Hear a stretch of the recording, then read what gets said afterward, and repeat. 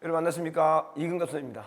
지금으로부터 한 10년 전 세간을 좀 떠들썩하게 했던 그 모의고사 6월 모의고사 문제 유출 사건에 대해서 좀 정확하게 이야기를 하고자 하는 그런 생각으로 만든 자리입니다. 저는 2000년에 강의를 시작했고요. 2005년에 메가를 가서 그때 교재비나 뭐 딴 거 빼고 강의로만 매출을 100억을 넘겼던 걸로 알고 있습니다. 그리고 그 이후로 2016년 사건이 벌어진 마지막까지 대한민국 전체 1등이고, 어찌 보면 여러분이 막 너무 좋아해 준 거죠. 저는 솔직히 이게 대단한가라는 생각도 할 수 있는데, 학생들이 너무 좋아해 주니까 그 사랑을 듬뿍 받아서 제가 16년까지는 최고의 강사로 그 자리를 지켜왔었습니다.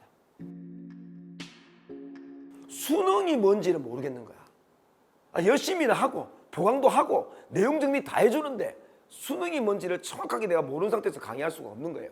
그래서 수능에 대해서 알고 싶어서 진짜 노력을 많이 했어요. 이는 정말 노력을 많이 했습니다. 그러니까 내 혼자 그래서 수능의 본질을 결국 깨닫게 돼요. 그걸 딱 깨닫고 난 뒤부터 파격적인 강의로 바뀝니다. 그 첫 번째가 뭐냐면 줄거리 필요 없다. 소설. 요건 엄청 얻어먹었습니다. 그때는 줄거리 집만 모아놓은 책을 팔 정도의 수능 마인드가 없던 시대니까. 두 번째는 비문학 할 때 배경 지식 필요 없다. 요거 엄청 얻어먹었죠. 지금은 약간 필요합니다. 지금은 의료지다 보니까 뭐 경제지문도 있고요. 근데 그때 당시는요, 사탐 과탐을 다 치를 때예요. 그러니까 문과 학생도 과탐을 봐야 되고 이과 학생도 사탐을 봐야 됩니다. 그래서 학생들이 사과탐적인 지식이 좀 제법 있었어요. 그러니까 고등학교 1학년 정도의 지식만 잘 갖추고 있으면 뭐 특별히 다른 배경 지식을 위해서 공부할 필요 없다, 이렇게 강조가 욕 엄청 얻어먹었죠. 왜냐면 이 배경 지식만 팔아먹는 데가 굉장히 많았거든요. 그리고 이제 또 새로운 걸 만든 게 뭐냐면 유기적 독해법, 유기적 감상법. 이거 들어본 적 있죠? 유기적 구조 독해, 유기적 구조 문학 감상법도 그거 제가 만든 겁니다. 제가 만들 때 학생들한테 그랬어요. 야, 이거 내가 만든 거야. 절대로 잊지 말아야 돼. 나중에 내가 나이 들면 후배 강사들이 막 이야기할 거야. 물론 후배 강사가 해도 괜찮아요. 괜찮은데 내가 만들었다는 거 그거 잊지만 말아줘. 뭐 이렇게 할 정도로 유기적인 것은 앞에 연결해서 당겨서 있는 겁니다. 배경 지식하고 중심 문장하고 뒷받침 문장의 층위를 나눠서 연결시켜 있는 거예요. 근데 이걸 하게 되면 다 읽어냅니다. 근데 지금은 그렇게 하는 학생이 많죠. 왜? 많은 선생님들이 이렇게 많이 강의하시니까. 근데 그때는 제가 처음이었던 거예요. 그래서 그때 당시에 그게 효과가 굉장했어요. 그때 점수도 애들 많이 올랐고요. 그래서 그때 학생들이 너무너무 좋아해서 저는 왜 이렇게 애들한테 사랑을 받아야 되나 할 정도로 굉장히 반응이 좋았습니다. 2016년에 16이니까 17학년도죠. 그렇게 나오는 수능은 완전히 바뀌는 시기에 있어요. 이전에 여러 번 변화 있는 것보다 훨씬 뛰어넘는 변화가 있는 건데, 제가 아는 지인이 있었어요. 지인이 갑자기 연락이 왔었어요. 그래서 좀 만나자 해서 전 처음에 워낙 바빠가지고 그래서 좀 다음에 뵈면 안 되냐. 어차피 뭐 1년에 한두 번밖에 못 보니까 그런데 굳이 만나자고 하셔가지고 제가 만났더니 비문학 지문이 굉장히 길게 나오는 이런 정보를 제가 듣게 됩니다. 듣게 되고 저도 그래서 충격을 좀 많이 받은 상태에서 수업 중에 애들한테 그 이야기를 하게 됩니다. 또 제 실수로 이야기를 하게 되는데, 그것이 이제 나중에 이제 언론에 드러나게 되면서 사건이 이제 일파만파 커지게 됐던 그런 사건입니다. A씨는 제 교재의 집필진입니다. 그 A씨는 이제 그래서 원래 직접 뭐 자주 뵙는 분은 아니고요. 1년에 그냥 한두 번 정도 진짜 뭐 거의 못 보고 조교하고만 연락을 해요. 왜냐면 교재니까. 그런데 그분이 이제 전화가 오셔가지고 지금 꼭 만나야 되겠다고 하길래 진짜 무슨 뭐 급한 일 있나? 그래서 저도 이제 모르고 나갔는데 그분이 이제 이야기를 해준 거예요. 이제 6월 평가원 모의고사에 완전히 바뀐 그 경향을 말해주는 거죠. 그분도 놀랬던 거예요. 너무 놀랬던 거예요. 바뀌니까 이걸 내한테 빨리 줘야 되겠다. 그래서 나도 그걸 듣고 저도 놀랐어요. 왜냐면 첫 번째가 지문이 2,700자 나온다는 거는 거의 처음이거든요. 두 번째는 문법 지문이 비문학으로 나오는 것에 깜짝 놀랐어요. 왜냐면 이게 처음 있던 일입니다. 그리고 또 제가 또 사실 저는 문법 질문 안 나온다고 애들한테 주장했던 사람이에요. 그러다 보니까 이분도 안 나온다고 알았던 것 같은데 나온 걸 보고 아마 깜짝 놀랐던 것 같아요. 그래서 이제 저를 만나야 되겠다 해가지고 달려와서 알려줬던 겁니다. 저는 그 수능의 본질을 추구하고 그걸 알고 있고 그렇게 적용해서 강의하기 때문에 사실 적중에 큰 의미를 두지 않습니다. 예. 하지만 시험 때가 다가오면 제가 특히 평가원보다는 수능 때 다가오면 수능 얼마 전에 제 나름대로 여러 가지 이제 그러니까 여태까지 데이터나 이런 걸 통해서 작품을 압축해서 설명을 해줘요. 근데 우연히 정말 많이 맞을 때도 있습니다. 그때마다 제가 학생들한테 항상 했던 말이 있습니다. 여러분 여기서 지문이 적중되었다 하더라도 1번 여러분 점수 향상에는 도움이 안 될 거다. 지문을 안 돼서 점수가 잘 나온 건 진짜 아니다. 관계없다 수능은. 2번 설사 내가 지문을 적중했다 해도 제가 학원 광고에 이근갑 적중을 정말 내가 이용하지 않겠다. 제가 그 약속 꼭 지켰습니다. 그랬던 사람인데 6월 달에 이제 많은 변화가 있었잖아요. 그래서 이제 수업 들어갈 때는 당연히 육모니까 중요한 걸 짚어줄 필요도 없습니다. 사실은요. 모의고사인데. 근데 이제 막상 애들이 이제 좀 이렇게 웃고 있고 집중 안 한 모습 보니까 너무 이제 이제 한 20일쯤 지나면 엉망진창 될 게 눈에 보이는데 그래서 제가 그걸 언급했습니다. 저는 시험지를 본 적이 없기 때문에 저는 이제 들은 아까 지문에 정보만 이야기했습니다. 야 비문학 되게 길게 놓은데 근데 이게 지문이 막 섞여 놓은데 그래서 뭐 예술과 과학이 될 수도 있고 그다음에 사회하고 기술이 될 수도 있고 나는 그건 정확히 모르겠어. 근데 이게 두 개가 섞여서 나올 수도 있대. 그거 하고 이제 두 번째는 이제 문법이 비문학 지문으로 이게 나온다더라. 그러니까 이건 나도 한 번도 안 봤기 때문에 어떻게 나올지는 모른다. 하지만 당황을 하지 마라. 근데 여기서 이제 저는 이걸 정말 죄의식 없이 그냥 이야기를 했던 겁니다. 했는데 이제 문제는 이제 문학 부분은 저도 들을 때 그분도 잘 정확하게 많이 못 들어서 나도 내가 들은 것도 엉터리가 좀 많긴 했는데 고려 가요를 좀 잘 봐라고 했습니다. 이게 제가 가장 근접해서 말한 거예요. 그 다음에 고전 소설은 현대 소설은 모르고 고전 소설은 뭐 등장인물이 많이 나오고 한자가 많이 없는 거니까 뭐 신경 안 써도 돼. 끝장이 될 거야. 이게 답니다, 사실은요. 저는 놀랬던 게 아까 정보를 말한 거는 있죠, 사실 있습니다. 근데 시험지는 저도 본 적이 없거든요. 네, 근데 시험지 유출이라고 하면서 이제 압수수색이 들어오고 막 그랬어요. 되게 좀 당황스럽군요. 물론 지금 생각하니까 경찰이 그럴 수 있다고 생각이 돼요. 왜? 경찰은 아무래도 가능성이 있는 건 다 조사해야 되니까. 그래서 저는 진짜 시험지를 본 적이 없고 정보만 들었었는데 시험지 유출인 거로 생각하고 경찰에 들어와서 선생님의 수업 듣는 학생 모두를 전수조사했습니다. 그게 노트 다 가져갔어요. 가져가고 또 제가 만든 모든 문제집 있죠. 다 가져가가지고 그게 실제 6월과 조금이라도 유사한 게 있남나를 다 맞춰봅니다.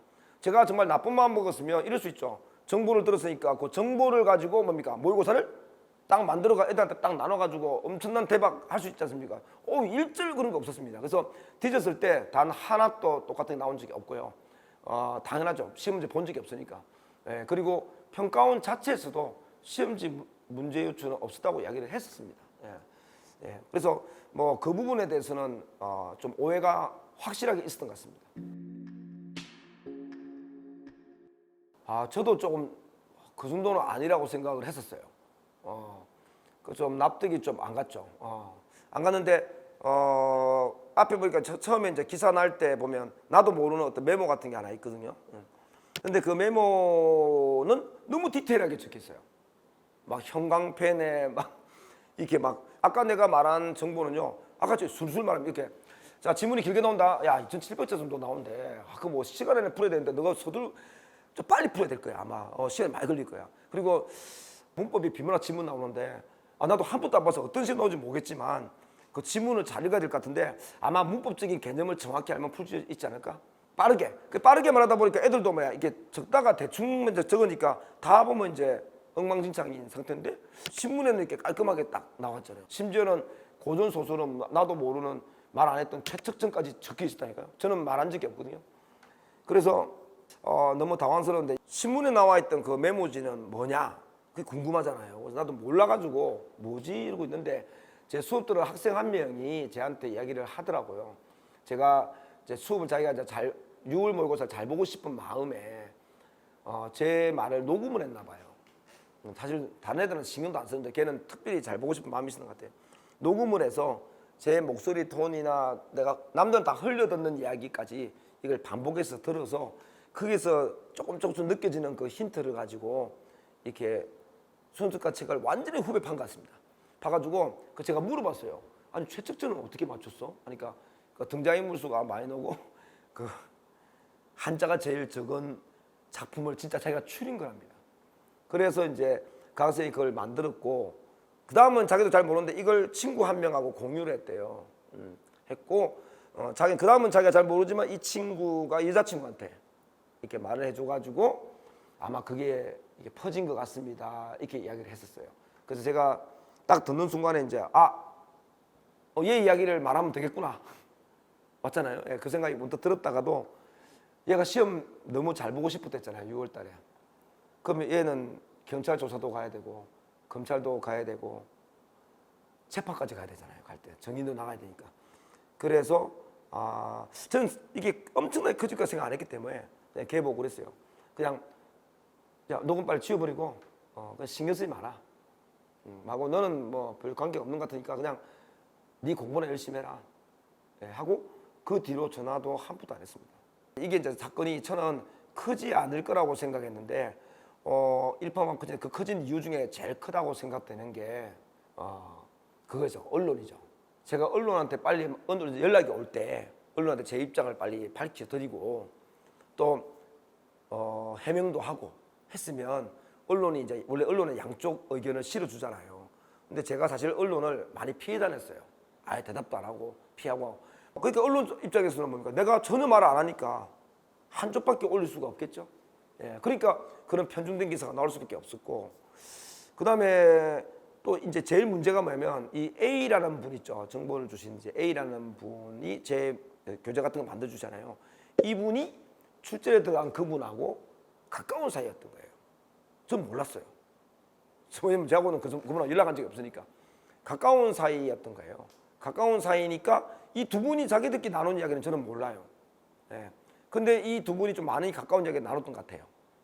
그러니까 판사님이 보실 때는 이제 선생님이 이제 요분한테 좀 알아와라라고 시켜서 A한테 시켜서 A가 그 B쌤한테 요구를 해서 이걸 가져와서 했기 때문에 그 정보를 얻기 위한 방식이 고의적이었다라고 보신 것 같습니다. 그래서 뭐 그렇게 볼 수 있다고 생각합니다. 근데 사실 그때 그 B 쪽에서는 저한테만 이렇게 정보를 준 게 아니고요. 다른 쪽도 이렇게 정보를 준 거로 밝혀졌거든요. 예. 그러니까 사실 저는 진짜 하늘에 우러러 봐서 그렇게 하지는 않았어요. 그렇게는 안 했고 들어서 말한 거는 진짜 잘못했지만 그건 아닌데 어쨌든 그거로 인해서 재판 결과가 그렇게 나온 것 같습니다. 그걸 꼭 말씀드려야 될 것 같아요. 그때 제가 위너스터디 운영을 할 때 이제 거기에 관련된 이제 좀 말하기 좀 같은 사기나 횡령을 하는 그런 무리들이 있었어요. 제가 그게 많이 엮였는데 그 무리들 내가 나중에 이제 문제가 있다는 걸 알게 되고요. 제가 2014년 정도인가 그때 고소를 했어요. 제가 그 고소해서 그 검찰 조사를 받는데 이제 걔들은 또 갑자기 저를 맞고소로 횡령을 고소를 했었어요. 원래 맞고소 하잖아요. 제가 먼저 했습니다. 고소를. 그러니까 맞고소를 한 거예요.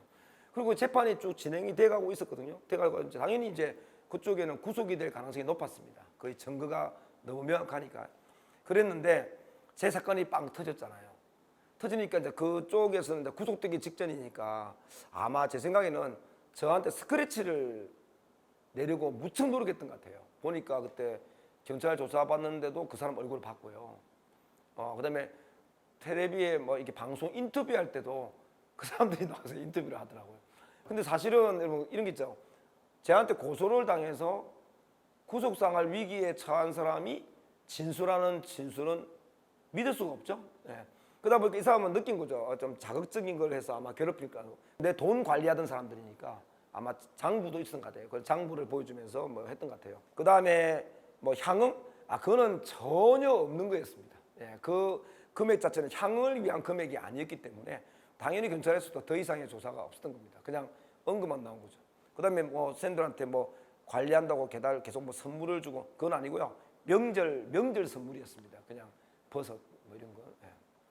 그런 거고 이제 또 선생님 운전기사까지 나와가지고 막 떠드는 것도 있었거든요. 예, 걔가 뭐 진술한 게 있었어요. 임금쌤이 현금을 줬다 뭐 이런 건데 그 운전기사는 회사 돈을 4천만 원 횡령했습니다. 그래서 제가 경찰에 고소를 하다가 나와 같이 있던 정이 있어서 그 회사 피해 금액을 다 변제하면 내가 고소는 안 하겠다. 대신 회사는 그만두라 해가지고 회사 돈 다 집어넣고 걔는 아웃시킨 애입니다. 그러니까 다 공통점이 저한테 이제 그렇게 된 사람이 한 겁니다. 그래서 그러다 보니까 그 사람들이 다 더 떠드니까 아마 경찰 조사에 혼선을 더 준 것 같습니다. 더 막 헷갈리게 하고. 그래서 뭐 여러분이 볼 때는 얼마나 임금쌤이 엉망진창으로 보였을까요? 횡령까지 했다고. 물론 이거는 다 무죄로 끝났죠. 근데 이제 그런 것을 모르는 입장에 볼 때는 제가 여러분 입장이라면 진짜 뭐야? 그다음에 내한테 배웠던 애들이 얼마나 실망할까? 제가 학생들한테 진짜 우리 애들이 수업을 들으면요 복도에서 새 목 잡고 끌어안고 막 이랬던 친구들인데 그게 손이 부끄럽지 않겠어요? 지금 생각이 갑자기 또 울컥했어요. 근데 좀 그 부분에 대해서는 전혀 신경 쓰지 않으셔도 될 것 같습니다. 네. 학원 측에서 언론을 만나서 이야기를 하지 말아라고 했었고요. 또 제 변호사님들 쪽에서도 언론하고 만나지 않는 게 좋겠다. 왜냐면 이제 그분들은 그런 걱정이죠. 만났다가 제가 또 말을 또 실수를 하면 또 우리 그 학원 강사들은 말을 많이 하는 직업이잖아요. 그 말을 많이 한 만큼 실수가 많아져요. 뭐든지. 그러다 보니까 아마 회사 차원이나 변호사님 차원에서 대응을 하려고 그런지 모르겠는데 하여튼 완전히 못 만나게 했었습니다. 예. 그리고 또 저도 두려운 것도 있었어요. 나도 그때 처음 당해보잖아요. 아니 무슨 카메라들이 학원 앞에 막 쫙 둘러서 막 찍어대고 있고 막 집 앞에 와 있고 이러면 너무 당황스럽더라고요. 예. 그리고 이렇게 찍히고 나면 어떤 느낌 드냐면 옆에서 나를 바라볼 때 저 새끼야 저 새끼 막 이런 거로 바라볼 것 같은 그런 시선 이런 것까지 너무 겹치면서 아예 화면 속에 내가 안 나오고 싶었던 그런 마음도 함께 있었던 것 같습니다. 그래서 언론과 인터뷰를 못했던 것 같습니다. 점점점 나이는 들어가고 잊혀져 가고 학생도 점점 적어지고 하면서 이제 나를 소명해야 되겠다는 생각보다는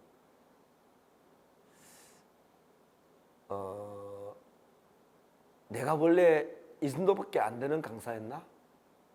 내 자신을 이제 의심하기 시작합니다.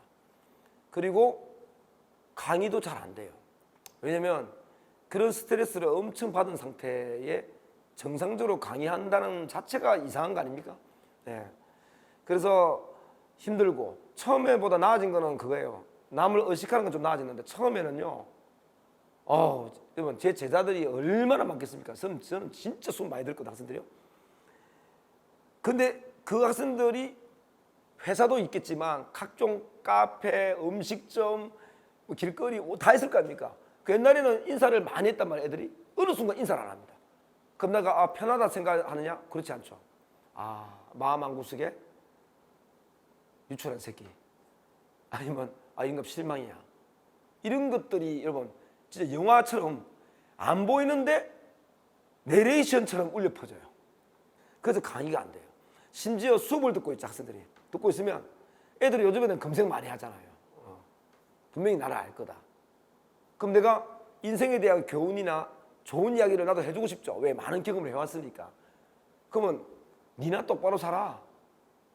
이렇게 들려요. 그게 수업이 너무 힘들었던 거예요. 사실. 제가 작년이었어요. 작년에 대치 2강학원 거기서 원장님께서 추석 특강을 한번 해봐. 어때요? 내한테 물어보더라고요. 그래서 학생들이 안 올걸요? 하니까 아니요. 제가 홍보를 한번 잘 해보겠습니다. 했는데 많이 왔습니다. 2번 했는데 거의 70, 80명씩 잤어요. 저한테 70, 80명은 너무나 오랜만에 보는 숫자라 놀라웠죠. 그래서 강의를 하는데 제가 70, 80명 정도 숫자에 긴장을 하더라고요. 그래서 제가 너무 웃기긴 했는데 1교시를 어떻게 강의했는지 지금 기억이 안 나요. 그냥 미친 듯이 했는데 딱 하고 난 뒤에 이 땀이 나더라고 몸에. 이거다. 이게 내가 학원을 사랑했고 강의를 했던 이유가 바로 이 느낌이구나. 이제 이걸 알고 난 뒤에 이제 오르비에서 연락이 오게 된 겁니다. 예. 그래서 오르비에 이야기를 했죠. 내 사정도 이야기를 하고 했는데 회사에서는 저한테 남아있는 또 다른 어떤 남아있는 조금의 어떤 불씨, 열정, 이것을 보시고 한번 해보면 어떠냐. 그러면 좋아. 하긴 하겠는데 한다면 애들한테 공식적인 자리는 한번 마련해야 되겠습니다. 두루뭉술하게 넘어가는 것보다는 내가 맞을 부분은 정확히 매를 맞아야 되고 아닌 부분을 구분해서 듣는 학생들조차도 인감이 자랑스럽지는 않지. 하지만 그래도 이근갑에 대한 그걸 어느 정도 걷어줌으로써 저 사람이 실력이 있었던 강사였구나. 그다음에 학생들에 대한 열정만큼은 거짓이 없는 사람이었구나. 진짜 그거 해주고 싶어요. 그래서 그런 기회를 갖고자 해서 이렇게 여러분한테 이야기를 하게 되는 겁니다. 자, 일단 제가요 문제라고 하진 않았지만 그래도 그 정보를 학생들한테 제가 말한 것은 정말 변명의 여지 없이 그건 잘못한 겁니다. 그건 제가 사과드렸습니다. 단지 제가 이번 말하고 싶은 것은 난 죄가 없다 이런 것이 아니라 문제를 유출하는 거 하고요. 정보를 알려준 거는 뭐 정말 다 잘못된 거죠. 하지만 문제까지 유출했다는 건 정말 잘못된 거거든요. 이건 말도 안 되는 이야기입니다. 그 제가 만약에 문제까지 유출을 하고 나는요 내가 학생이면 그런 선생 수업을 못 들어요. 어떻게 듣겠습니까? 내가 그냥 다른 거보다는 용서보다는 그래도 여러분이 쌤 수업을 듣는 데 있어서 이걸 구분해 줌으로써 그래도 쌤하고 함께 호흡할 수 있는 기회를 조금이라도 마련하고자 제가 이 이야기를 말씀을 드린 겁니다. 저는 학원 강사가 너무 체질에 맞고 학원이 좋아서 학생들이 좋아서 학원을 온 사람이에요. 강의를 하고 있을 때는 정말 행복했는데 강의를 안 하니까 강의가 얼마나 행복한 직업이라는 것을 새삼 더 알게 됐습니다. 그래서 이제는 다시 여러분을 만나게 됐는데 앞으로 내가 어떻게 해야 될 것인가를 잠깐 고민을 해봤어요. 첫 번째는 10년 전 학생들한테도 사과를 드려요. 그 학생들이 첫 번째 어찌 보면 피해자 아닙니까? 왜 피해자냐? 시험지는 유출하지 않았다 하더라도 얼마나 놀라겠습니까? 그러면 9월 평가원에 대한 믿음도 떨어질 것이고 수능에 대한 믿음 떨어질 맞습니다. 이것도 내가 잘못되게 된 그 계기 중에 그 하나입니다. 그 원인 중에 하나예요. 그 학생들한테 너무 미안해요. 그리고 또 마무리하지 못한 죄책감, 부채의식이죠. 제가 학생을 책임진다고 패스를 판매하고 시작을 해놓고 6월까지 하고 그 다음 못했지 않습니까? 그래서 제가 이번에는 오랜만에 6월에 합시다 라고 이제 주장을 하면서 남은 기간을 열심히 끌어가서 일단 그 부채의식이라도 조금 들고 싶은 마음, 그리고 이제 강의를 한다면 이제 더 잘해야 될 것 같아요. 왜냐면 일단 정보를 유출한 놈 유출한 그런 사람이잖아요. 그러면 그런 사람이니까 일단 핸디캡을 가지고 있으니까 여러분한테 더 인정을 받으려면 아마 과거에 했던 노력의 그 몇 배 이상의 에너지와 열정으로 보답을 해야 저도 어느 정도 이제 들 것 같아요. 앞으로 저를 믿고 따라오는 여러분들에게 조금의 부끄러움도 없게끔 이제 도덕적 기준도 훨씬 강화시켜서 최선을 다해서 열심히 강의하도록 하겠습니다. 여러분 지켜봐 주십시오.